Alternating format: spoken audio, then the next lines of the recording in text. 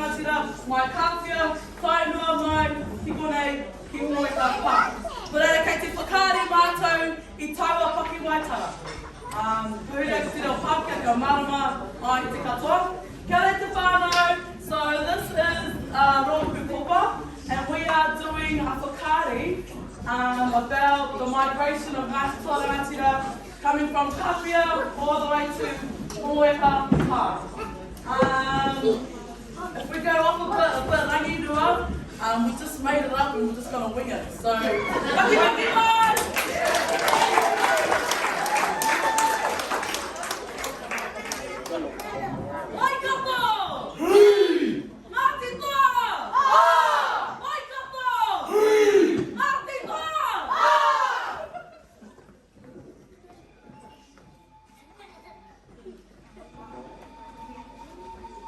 After leaving Kapia, Ngāti employed a trip so they wouldn't be attacked by waikato. They would light fires and dress up bushes with purumai and feathers to make the bushes look like they were sitting around the fires. They ran around the fires and did haka and war speeches.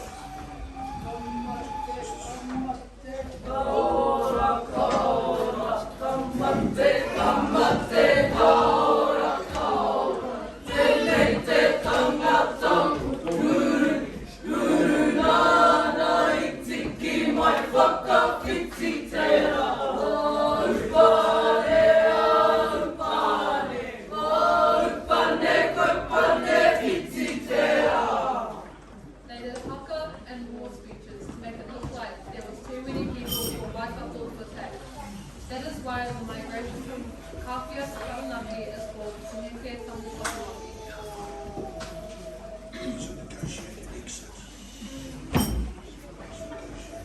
From Taranaki to Porirua, Ngāti experienced so many difficulties, such as fighting through the Tautaramua, which is bramble bush, so they named their migration Te Heke Tautaramua.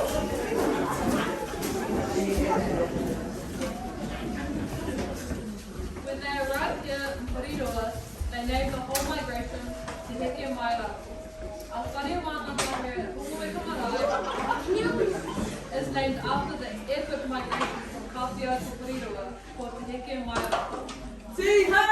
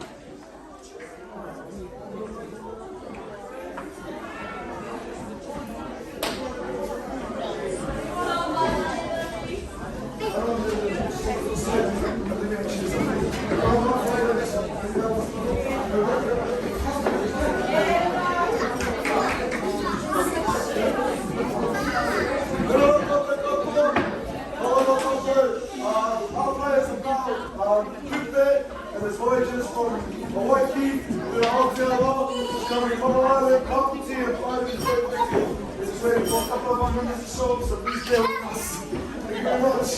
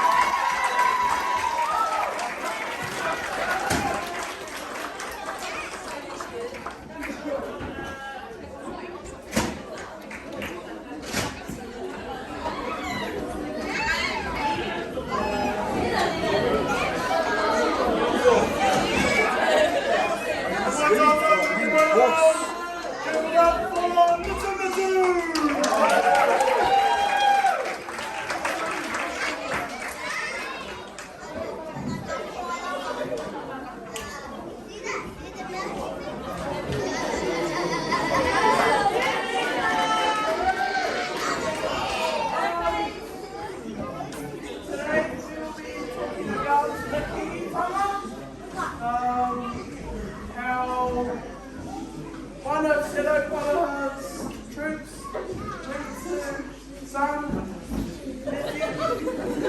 nephew went to England and saw the Queen, and he thought to himself, why don't we make a king?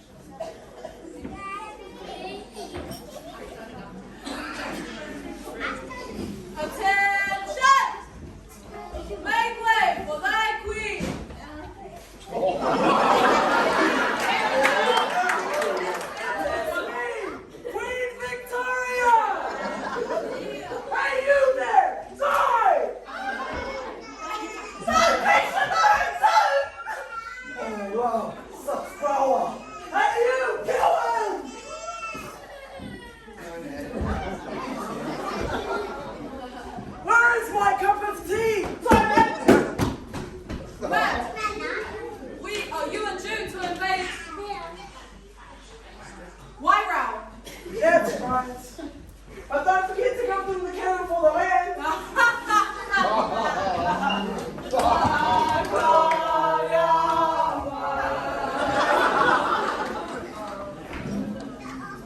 It's been 30 days and 30 nights.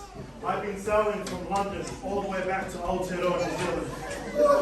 Oh, I suddenly got an itch on my bum. But I saw how wonderful the Queen was. She's a bit ugly, but it's okay. I think I should take the kingitama back to my people. Next scene! Well, stop. To be honest, I feel we should have a meeting. Wait. And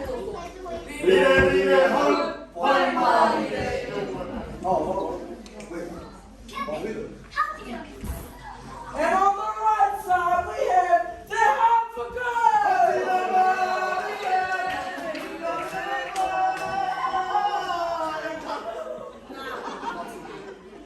Wait, what about? And on the left side we have the Heart.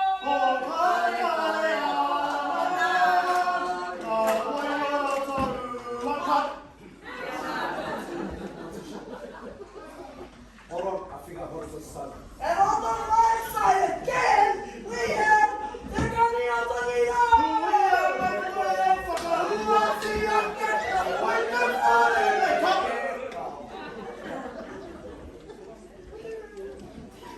I got a vision.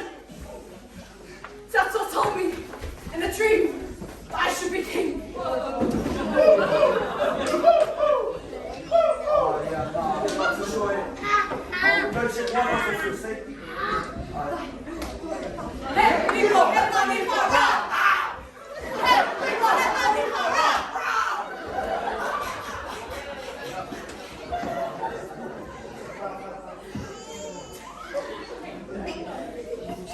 You know what? We should make coffee to create at one minute. Play for the people already.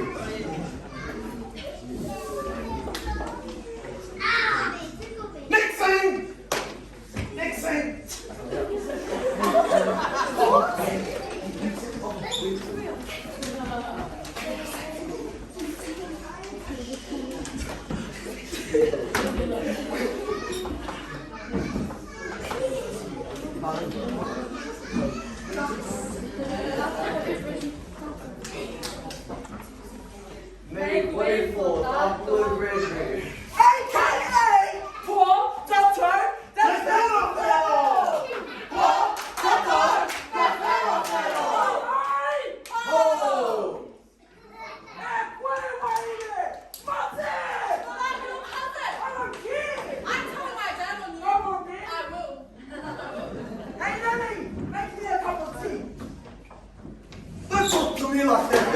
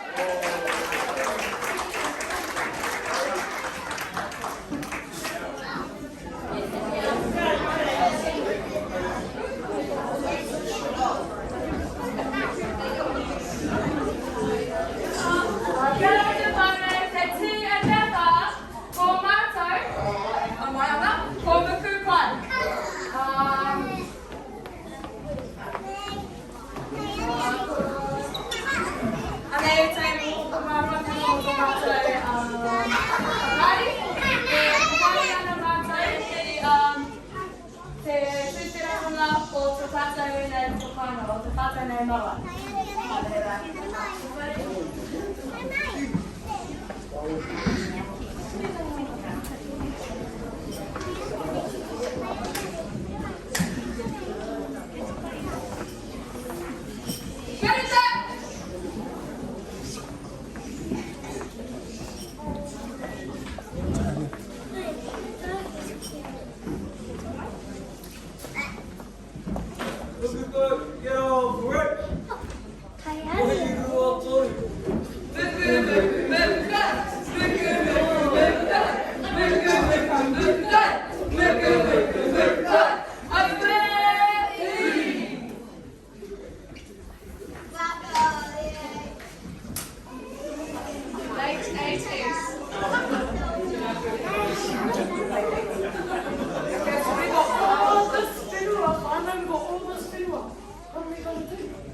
I reckon we should make a flooded. What do you reckon? Why are you? I reckon that's a great idea, Brian. But how? We have no te reo to upload our website. Oh, good girl. Come on, let's go. Let's go!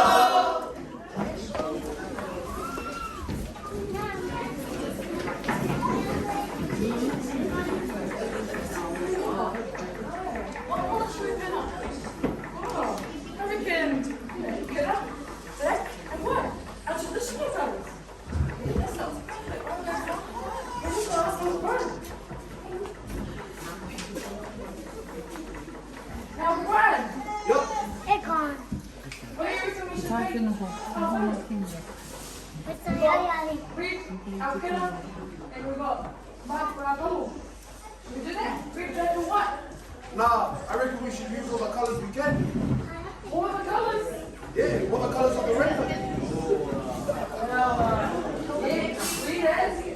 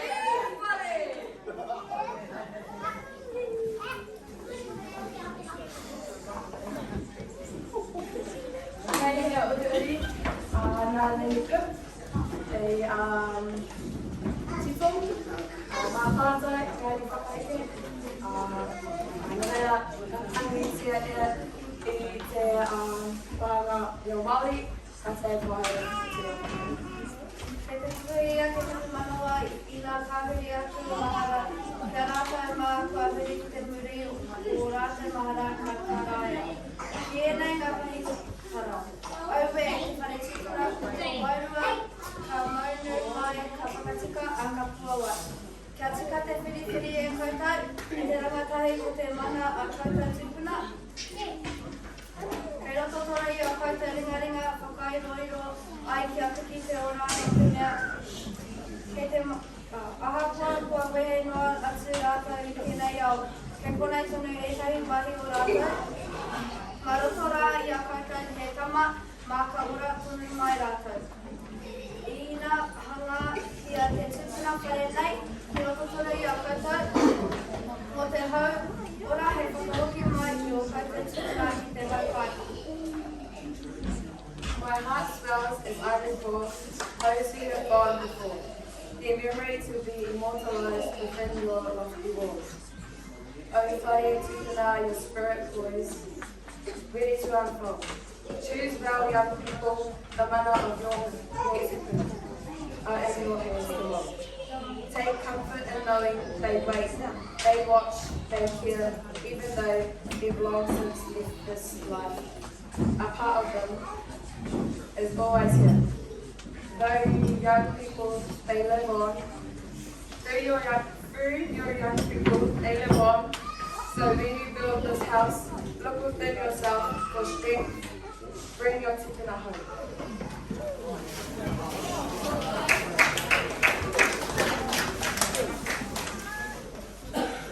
I'm grateful for Hongoeka Marae, because it allows for us to come as a iwi, and it allows us to connect with our tikana.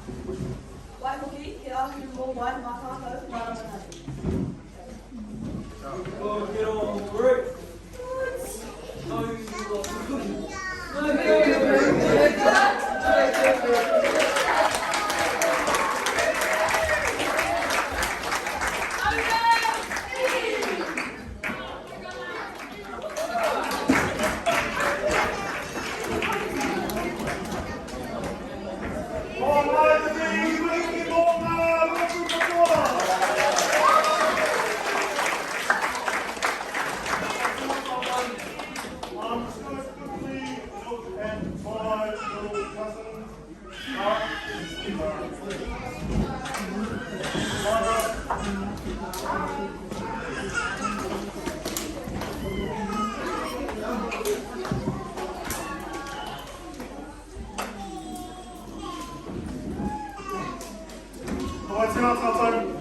Got my, it's actually my auntie. Got my little auntie cousin coming up just to talk about a little Rangatahi initiative kaupapa that they did earlier this year. We're also very happy that some of our tutors and facilitators came today. Sorry to put the spotlight on you, but I've got Ama over there, I've got Dylan, Huinga, as well as Te Okanga, who were a part and among some of the facilitators of a kaupapa called Te Rangatahi. I'm just going to give it to this one to give a brief explanation about it. Wow, awesome.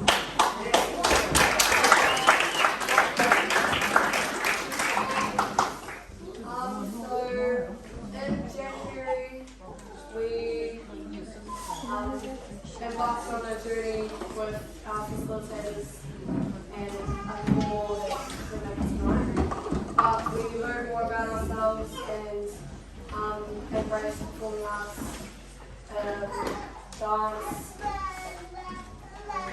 waka, theatre,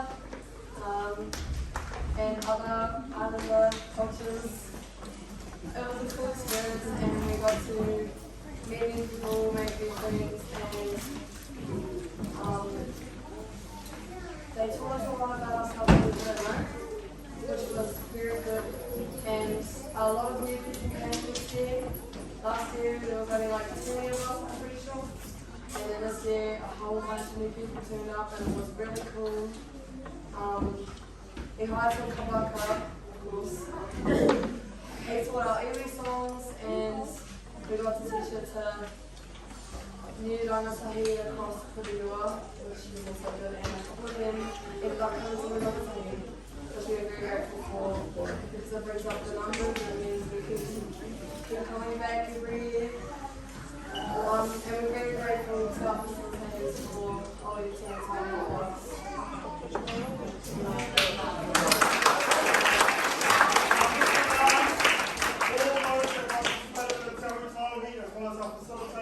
If they can come up and we can give them a bit of a taste of the nice that we've done.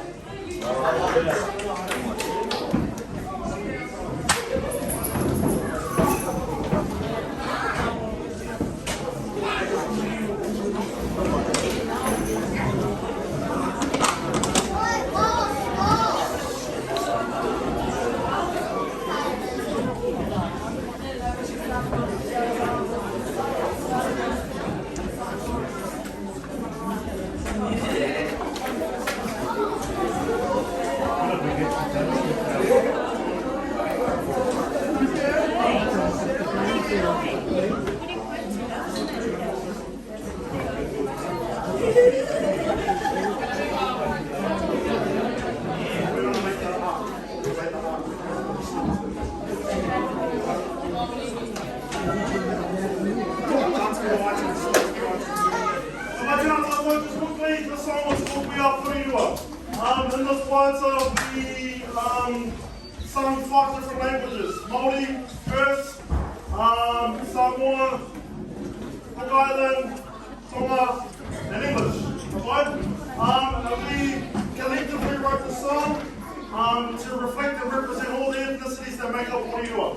And this is how it goes. Grab it. Make sure you make the arms in the balance.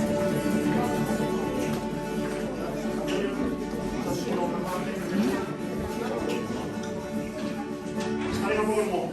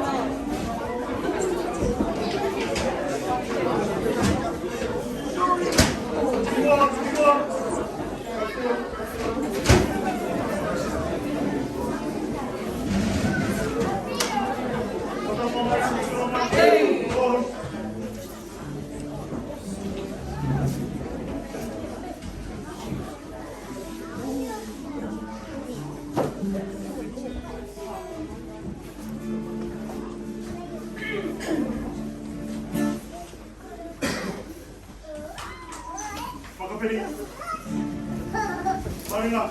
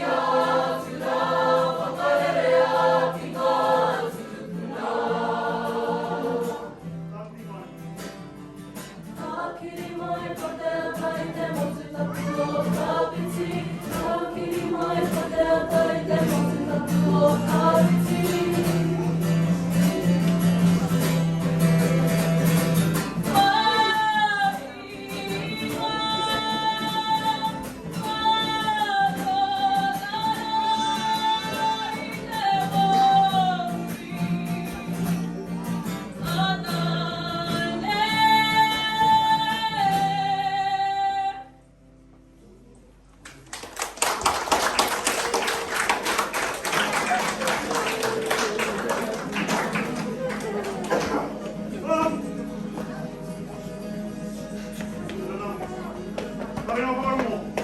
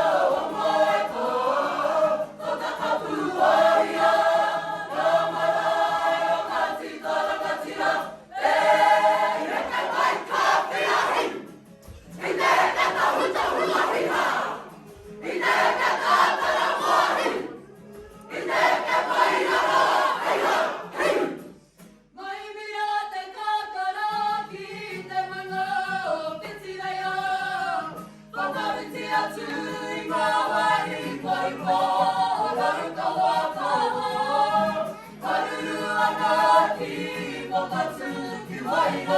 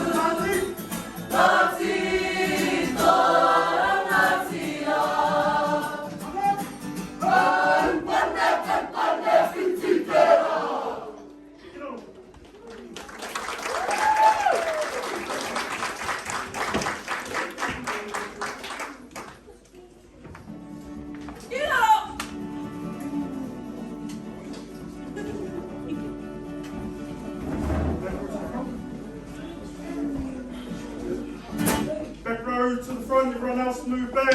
Suga!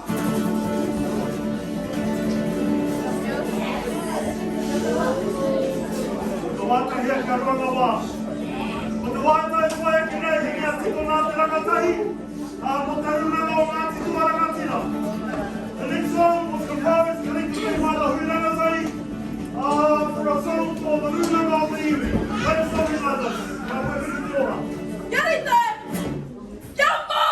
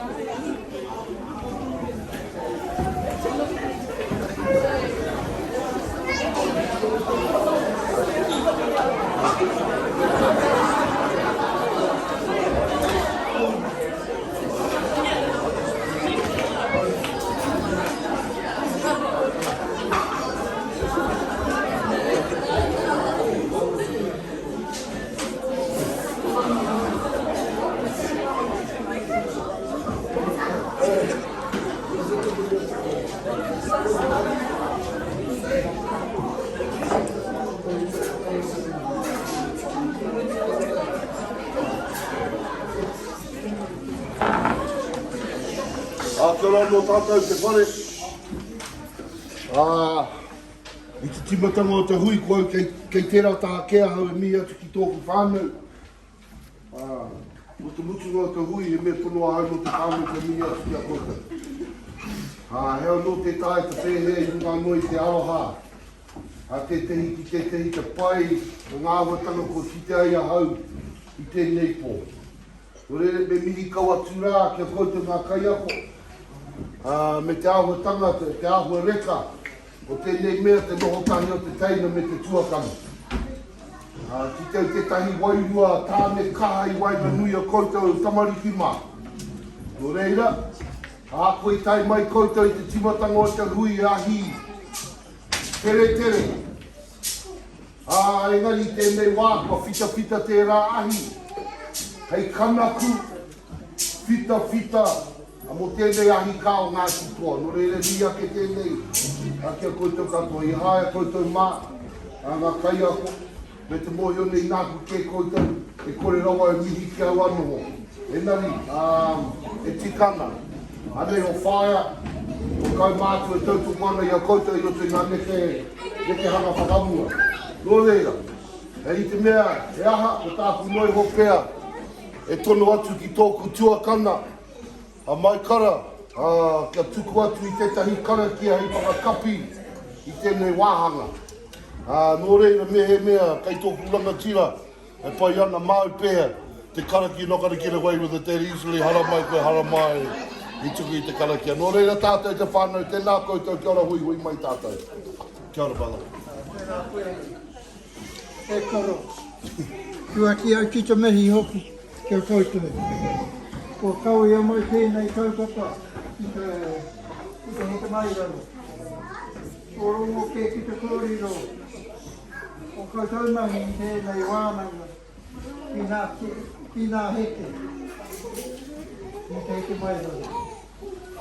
Tēnā te kōrero, whakatika, I te haere, piki aki ki te tihi o rangi ki. Nō reira, e mehi tēnei te koutou. Koutou mā koutou mā hoki, e mehi hoki. Nō reira, ko tātou wāki te whakamuto. Nuhia, nuhi te tāne te wāki. Kia māmata nā koutuki nā te wairua te hina o tātou. Ko ia rā e rongo whakaia ki runa.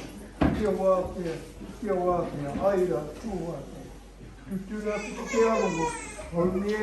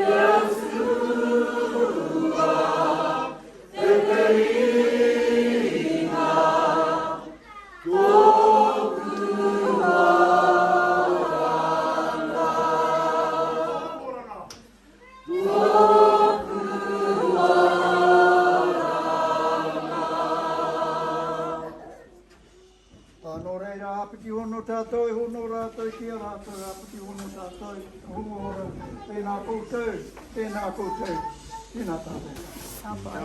Kaura. Wow, that was amazing.